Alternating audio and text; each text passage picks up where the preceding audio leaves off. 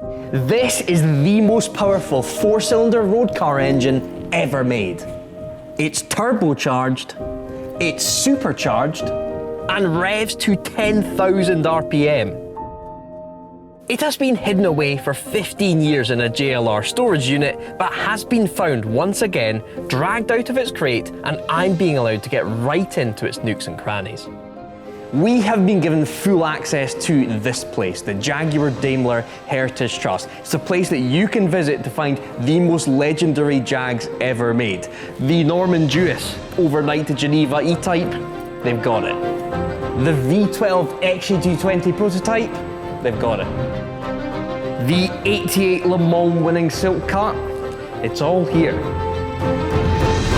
I have made the pilgrimage here too many times to count, but today I'm getting to see something very special, something that no one has seen in the flesh for a good 15 years.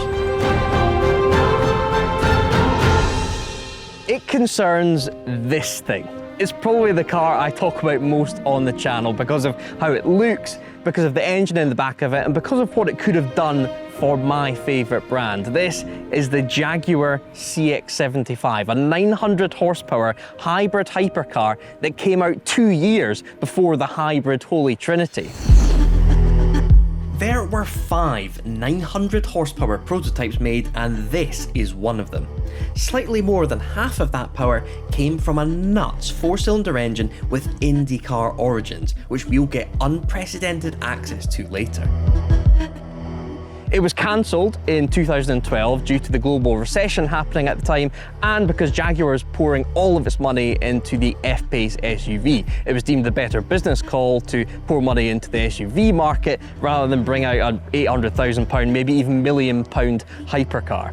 Also, the sheer amount of money to get the tech in this thing developed was really ramping up. But it's the tech that we really want to dive in today and that we're going to see in all of its glory for the first time.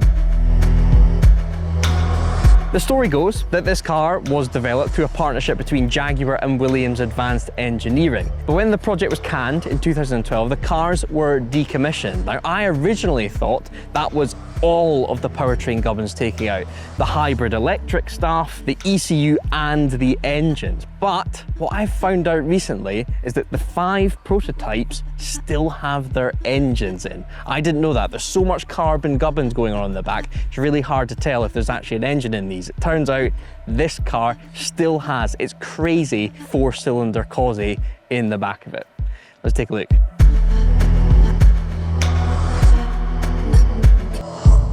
The staff at the Heritage Trust have opened up the C-X75 for us. I've never seen this view before. Back in the day, they were comparing it stats-wise to a Veyron, and when you look at it, it's actually constructed in a very similar way. There are a whole load of bolts in a row right around the center point of the chassis because you've got a big tub at the front and then you've got this engine cage of carbon that comes off and makes its way to the rear. It is a beautiful construction. I would love to see one of these chassis bare. I imagine it would look a lot like, say, a McLaren 720S or something like that. Again, a view I've never seen is when you take off the top carbon layer of the engine, there it is. So that is a charge cooler up there. So either the supercharger or the turbocharger or both are utilizing that thing to make sure that air heading into the engine is nice and cool.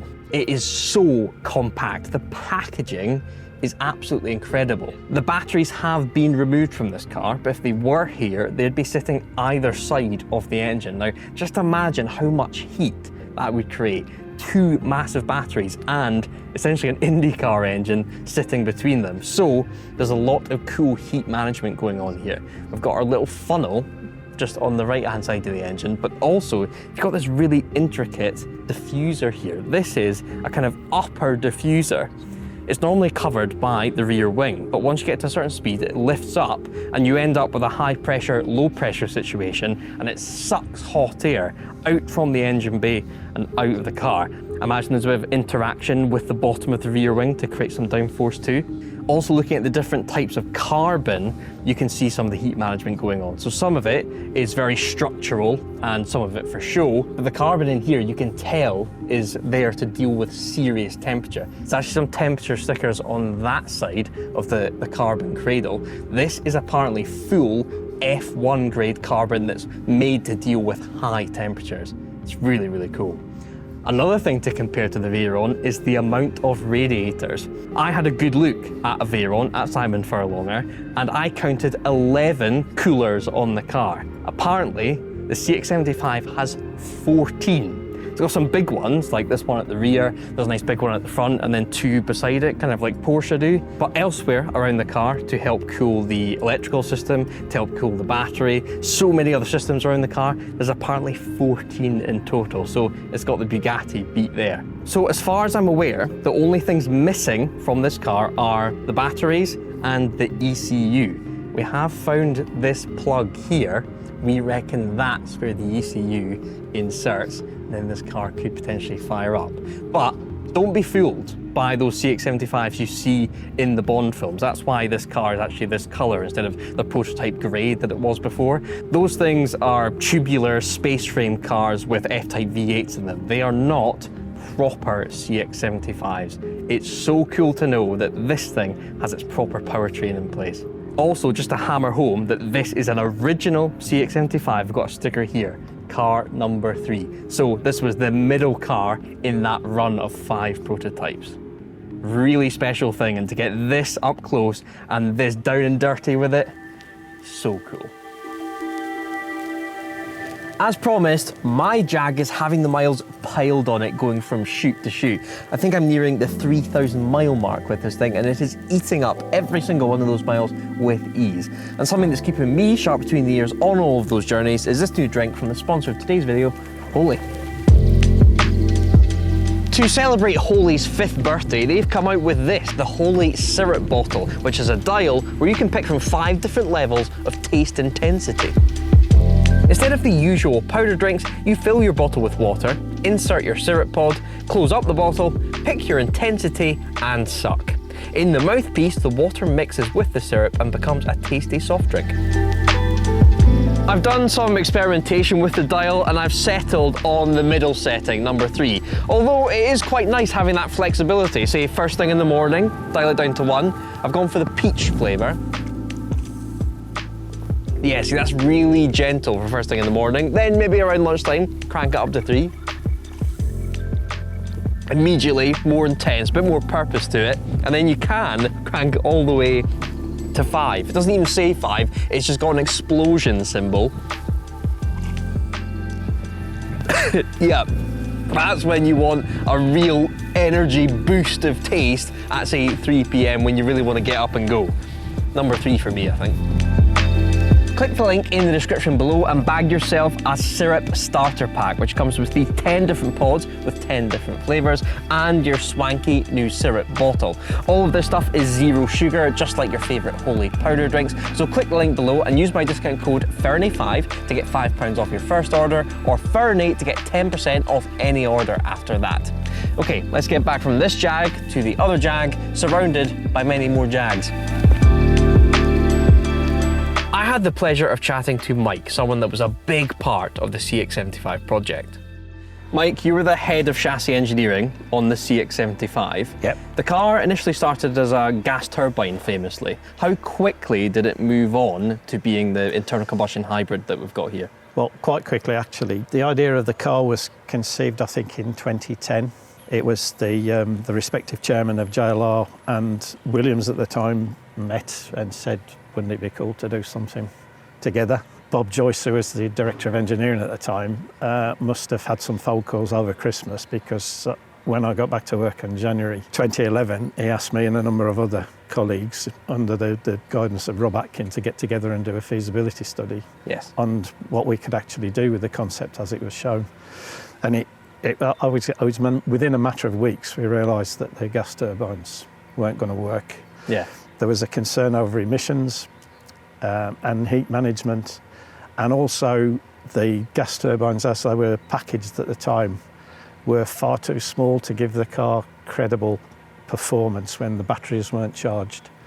And in order to be credible, it needed a significant amount of internal combustion type performance. So we moved on to an internal combustion engine quite soon. Okay, and you say internal combustion engine. It's one of the greatest internal combustion engines, in my opinion, being 1.6 4 cylinders, but creating the amount of horsepower it does. And it is a hybrid. So how is the electric side of it integrated into the car? Is it kind of like the McLaren P1 Porsche 918 that came, or is it slightly different? How does it drive? Well, it drives like a normal hybrid. So it starts off in electric. Yes. And then if you've selected that you want to use the internal combustion engine, then the internal combustion engine will contribute to either producing the performance, or if you want to run it as an EV, then you switch off the internal combustion engine and it will run as an EV. So it works as a parallel hybrid, so you can have all electric or assisted internal combustion engine in the same way that most hybrids work today. But the difference with this car is had much more electric content. It's 50-50, right? It's pretty much 50-50, a bit like, ironically, a bit like Formula One is today. Well, that's it. You were doing 50-50 in 2010. Yeah. Now in 2026, the regs are this, essentially. It's crazy, isn't it? Absolutely So the target for the car was to have the performance of a Bugatti Veyron, the CO2 of a Toyota Prius, and the range of a Nissan Leaf, which was quite a good electric car in 2011. Yeah, okay. I mean, it's not very good now, and things have moved on, but that was basically... They were the parameters. Those were the parameters. And that's how we realised we needed 500 horsepower to make all that work. Wow. Okay, and online there's lots of chat about Williams' advanced engineering. What was the balance between this being part of the Jaguar team doing a lot of the work, or Williams? What was the balance of power there? It's hard to put a number on it, but if I tell you how we worked, that might be the easiest way. So the JLR people that were involved, the heads of the various functions, set up camp at Grove. So we were still JLR employees, but we were actually working at Grove. Okay. In the upper floor of the museum. There were some people who were already working at Williams that were seconded into the team, but we did quite a lot of recruitment of people that previously worked neither for JLR or for Williams. So we had people who worked for Ferrari, for Aston Martin, all sorts of places in that area, because it's quite a handy area to recruit people. It's a multi-background team, really. In terms of how the project was governed, then that was essentially by JLR. But in terms of how it was executed, paying suppliers and doing all that sort of stuff, then Williams did a lot of that, because their systems are much more agile than a big company like JLR. So nominating suppliers, paying suppliers, getting contracts, that sort of thing. And that's where the speed of execution came from, because a lot of the admin was left over here and we could do the execution in a Formula One way. Cool. And you were heading the chassis side of things, but maybe from that perspective and the whole car, what were the big challenges with this? Because this was an advanced piece of kit in 2010. Well, I mentioned earlier that the project had got targets in terms of its performance. Yes. But it also had the target to look as the show car did.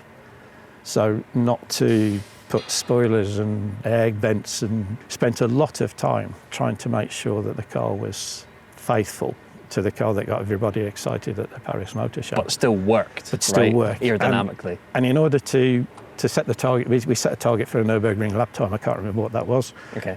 But the simulation said we needed a certain amount of aero. So getting that aero and keeping the style as it was quite a challenge. Mm-hmm. And that affected some of the mechanical decisions that were made, like the size of the gearbox and that sort of thing. So just making that work in a car that still looked as great as a show car was quite a big challenge. Okay. And currently, just for storage purposes, the batteries are out, the hybrid system's gone, and the ECU is gone. The engine is still in though. Yeah. If you were to whack an ECU in this, it would then be a 500 horsepower screamer supercar. Yeah. Rear-wheel drive.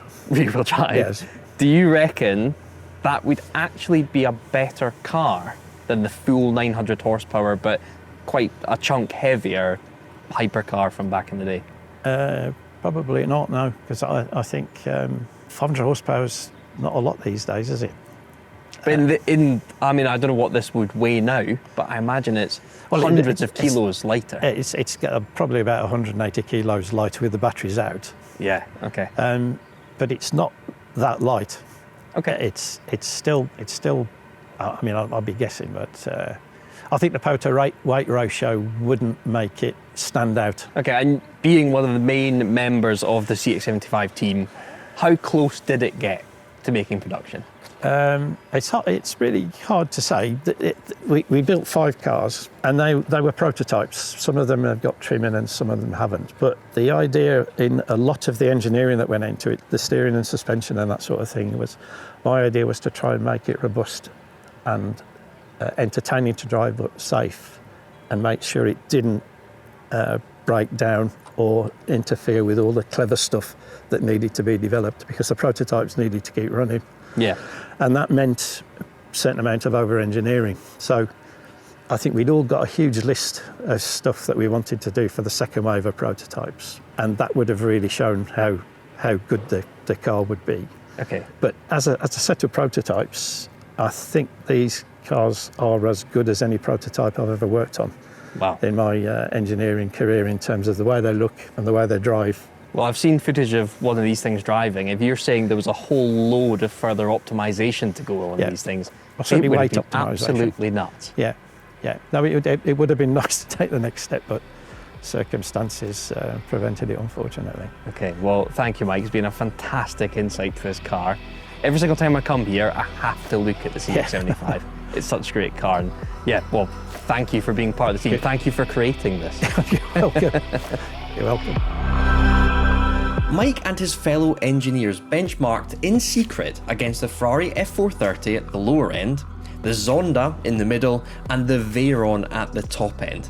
The C-X75 was going to be a performance icon. Let's take a look at the very special engine then that would have powered it.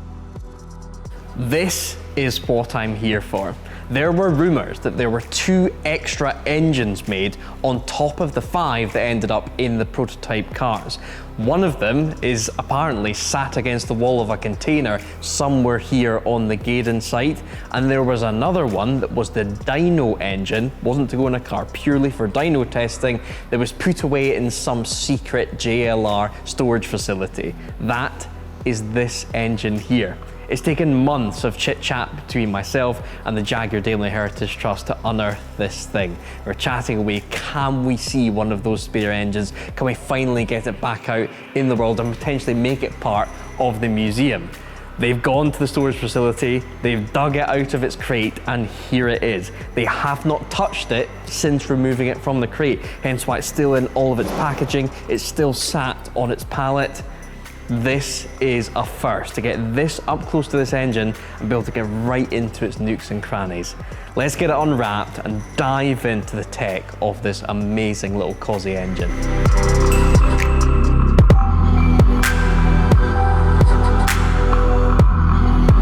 What we're looking at here is the most powerful 4-cylinder road car engine that never ended up on the road.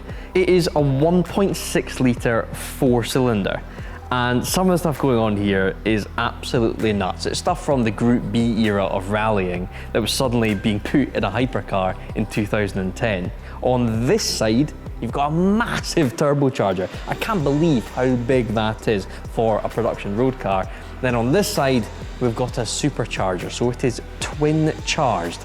The supercharger takes care of the low end boost, and then it will decouple and hand over to the turbocharger. On its own, this engine would create 500 horsepower. You then add in the electric gubbins and you have a 900 horsepower Jaguar hypercar. Considering Jag was all about V engines at the time, V6s and V8s, how did they end up with an inline 4 that has this amount of nuttery happening? Let's dive into its history. Right at the start of the C-X75 project, the engineers were sussing out what engine they were going to put in their hypercar. The one thing they wanted to nail is they wanted it to be connected to motorsport in some way. They ended up in bed with Williams Advanced Engineering, and it just so happened at that time that F1 was transitioning from the 2.4 litre screaming V8s into the 1.6 litre hybrid era. At the start of those regs, it was 4-cylinder, 1.6 litre turbo engines that would have powered the Formula One cars, inline fours. The first generation of hybrid F1 cars were going to be powered by inline four turbocharged 1.6 litre engines. In fact, I've talked quite a bit in the past and previous videos about how Porsche actually fully developed an inline four turbo 1.6 litre F1 engine for an F1 project that never came to fruition. Why did it never come to fruition? Because Bernie Ecclestone changed the regs. He didn't think 4 cylinders would sound that great, so he changed it to 1.6 litre V6s, which is what we still have today. Williams had developed their own inline 4 F1 engine and said to Jag, this would be a great fit, why don't we do this? But of course, as we've seen with recent modern hypercars, you can't just slot in an F1 engine and expect it to work on the road. It needs a hell of a lot of work. But then Cosworth steps in. They were the people that would actually be making the engine through Williams, and they said they had a slightly better idea. They had an IndyCar V8 engine that was already turbocharged. They decided to cut that IndyCar V8 in half, and then immediately you've got a turbocharged 4-cylinder motorsport-based engine. The IndyCar engine had a slightly better bore-to-stroke ratio that was more preferable for a road car, but there was still work to do. It would still be way too punchy to be putting even in a hypercar. So they started adding bits to it. You've got this enormous Garrett turbocharger here, but that's going to be useless. It's going to take ages to spool up. The supercharger was installed to add in that low-end torque that would be missing. The electric motors would get the car off the line, then the supercharger would take over, and then once there was enough airflow and enough boost, the turbocharger would then kick in. The 1.6 litre engine was putting out 500 horsepower, 313 horsepower per litre, thanks to its phenomenal combustion system. What is a combustion system then? Well, if you go way back to the 50s and 60s, engines were developed with a horsepower figure in mind, and they would start from the bottom and build the engine up. So they would start with a crank that could deal with that amount of horsepower, then conrods, then pistons, then build the engine block around that. Then you have an engine that can hit simply a horsepower figure. In more modern times, when efficiency and emissions become a thing, you have to start with the combustion system. It's the chemistry within the combustion chamber that you start with, and then you develop the engine from there. The chemistry concerns the swirl pattern of the airflow into the cylinder, the shape of the flame front once ignition occurs, and the efficiency of combustion once that flame front starts to eat up the air-fuel mixture. Cosworth was so happy with the power and efficiency it was getting from its IndyCar engine that they thought it would be ideal for the CX75. Having chatted to a few of the lead engineers on this project, we reckon there are 8 CX75 engines. The 5 that ended up in the prototype cars, 2 spares that Jaguar had, this one to be put on the dyno, and another one that is somewhere in JLR land, and then there's an 8th, which apparently went back to Cosworth for them to muck about with. Now, I think I've filmed with that engine because I've been told that the mule engine for the Valkyrie V12 and T50 V12s was based off of a 4-cylinder Jag engine, the CX75 motor. The combustion system was so good that this is the genesis of the hypercars that are coming out today.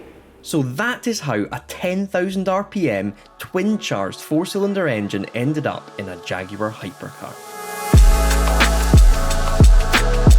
Seeing the engine this naked is answered a lot of my nerdy questions. Look at the engine in the car. You've got that massive charge cooler sitting right on top of the engine. And I was wondering whether that was serving both the supercharger and the turbo. But looking at this now, you've got this massive charge cooler that's all plumbed into the supercharger on this side, and therefore that charge cooler that sits right on top must be for the turbo. The charge cooler then has 2 inlets, so it must be serving 2 cylinders each of the 4-pod. By Jaguar choosing an inline 4-cylinder, that then fully influenced the design of the CX-75 chassis. When they went for their 4-cylinder, they thought, right, it's nice and narrow, so they put the batteries down either side of the engine, and you can actually see exactly how they've oriented all of the ancillaries around the engine block to accommodate those batteries. This charge cooler is flush down the side of the engine, so you can imagine a battery just dropping straight down here beside it. And then even on the more convoluted turbocharger side of things, again, if you look at it from above, there's a nice straight line that's kind of a border for the pipework that another battery can just slide in here. If Jaguar had got to this project slightly later and the F1 tech had moved into the V6 1.6 litre turbos, the CX-75 could have looked very different. Maybe the batteries would have ended up down the transmission tunnel, the car could have been wider, who knows. Something that fully proves that this is the spare dyno engine that was just for dyno testing. We've got a nice old school label here. It's got the engine code, HKP102, that's this one here. So they reckon this is engine number 2 from the entire run of 8. We think 8. And it even says on it, Lotus Dyno. What a special thing. The history of the CX-75 is really coming together, and hopefully in more years to come, we're just gonna add more and more to this epic project. It's funny how the world works. When this car came out in 2012, the world wasn't really ready to accept it. It was then put in the bin, and McLaren, Porsche and Ferrari took all the plaudits for being the first hybrid hypercars. In 2026, the F1 regulations are 50% internal combustion, 50% electric. Exactly the same recipe as the CX-75. Jaguar has a habit of launching supercars in recessions. The XJ220 suffered from it, and it was the same with the CX-75. It's a classic case of right car, wrong time. If you like this video, give it a thumbs up, subscribe for more content like this. What's for you won't go by you. I'll see you in the next one.